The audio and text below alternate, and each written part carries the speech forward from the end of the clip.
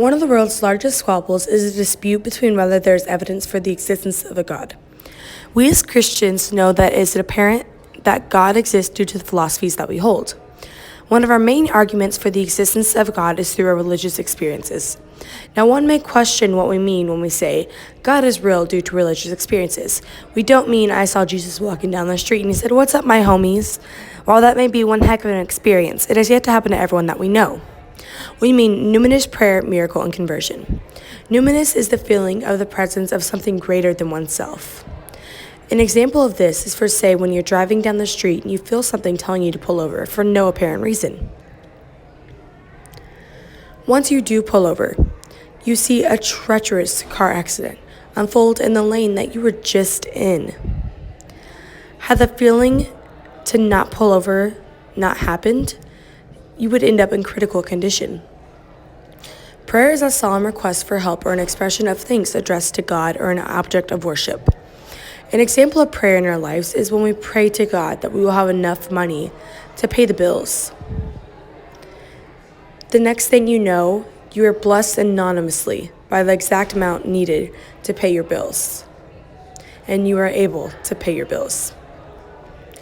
Miracle is something which seems to break a law of science, to which the only answer is God. An example of this is you being involved in a horrifying accident to where your car slipped multiple times. It is completely crushed where your car has to be cut open to get you out. And all you do is you walk away with a scratch. Conversion is when your life is changed by giving your life to God. An example of this is a drug addict or alcohol addict giving their lives to Christ, not knowing the full extent of his love and grace, and waking up ready to make an effort to become sober. Those that don't believe in God would say that a religious experience involves imagination rather than perception, that the object of the experience is not something that exists objectively in the world, but rather is something that exists subjectively in the mind of the person having the experience. Some people might say that they have seen Jesus or a dead loved one during a near-death experience.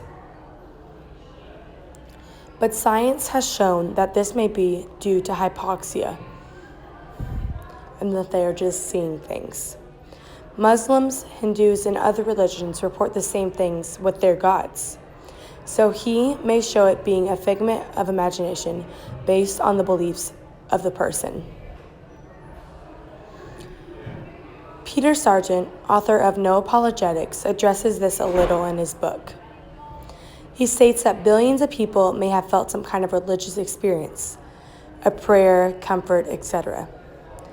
But yet only one of these experiences would need to be true to prove the existence of God. Atheists use the argument that they've never experienced God before, so that would mean that he doesn't exist. But this would be like saying I've never been in love before, therefore true love doesn't exist. This analogy can be found in the book No Apologetics. The argument for the existence of God through religious experiences has so many different angles that it can be looked at. This is truly does exist.